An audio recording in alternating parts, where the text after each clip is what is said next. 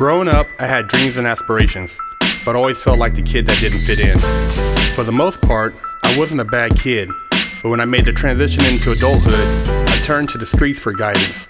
This led to getting locked up in juvenile hall, doing time in CYA, and eventually a 120-month sentence in federal prison.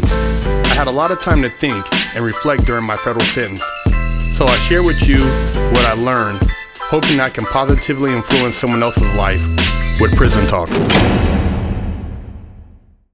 What's up, everybody? Big Herc Prison Talk.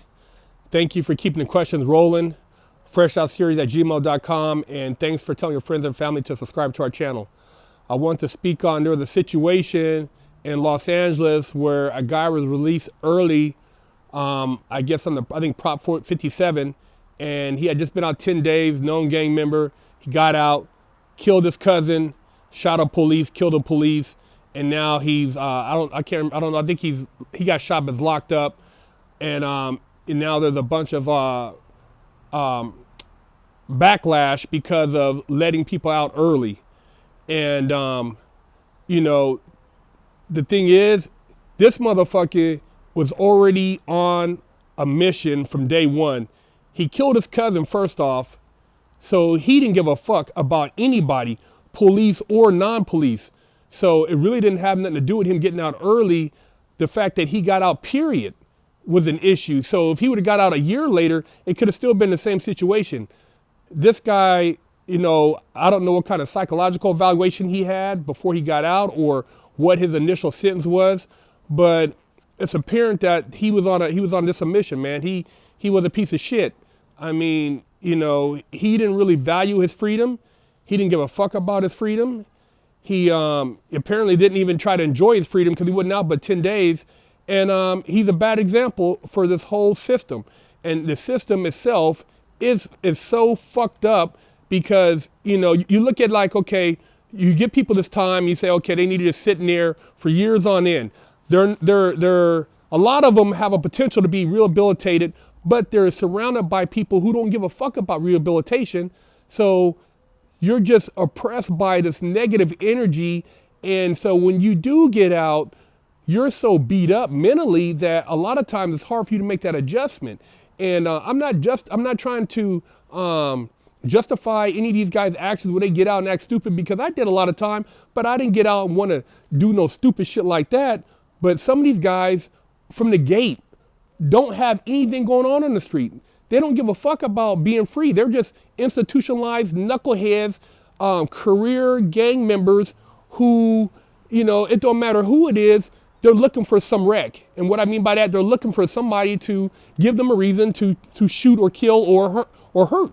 You know what I mean? And these sick fuckers, they don't need to be on the street.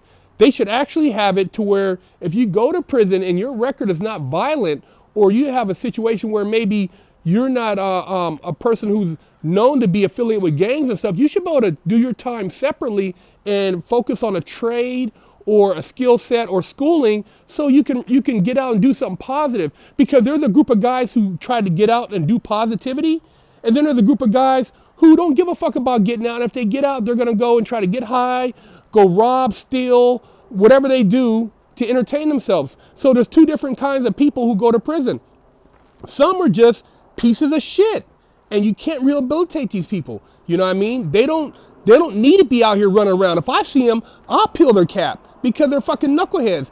But then you have a good group of people who maybe made some mistakes and they're not knuckleheads, and so they just need an opportunity to get out and do something positive with their life. So the point being is, this situation is not something that reflects on the whole prison population as a whole. Now, there are people like that, but it's not the whole population. There's good guys that, you know, like I said, get out and they help their family, they take care of their kids, they work, they're law-abiding citizens, you know, they get their voting rights back and they do well. But there are a lot of pieces of shit out there that, you know, guys in prison that, you know, basically I ran across a lot of them, and I wouldn't want to socialize with them. I only entertained them so that I could avoid situations so I can get the fuck out. Because a lot of these guys, they don't care if they go home anyways. They thrive in prison. They love that grimy, you know, group setting where they don't have to worry about shit but, running around starting chaos, fighting and gang banging and all the bullshit. They can have that shit.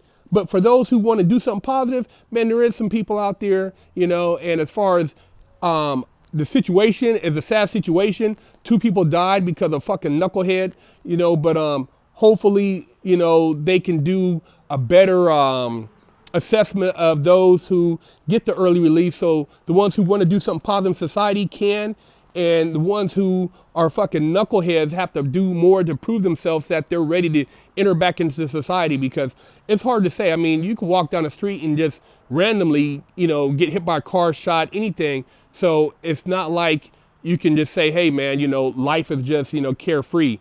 But this situation, man, it's sad. And, not everybody who gets out of prison is a fucking knucklehead. And just because you let him out early doesn't mean he's going to get out there and kill a police. So that's not a true reflection of what the whole release early situation is about.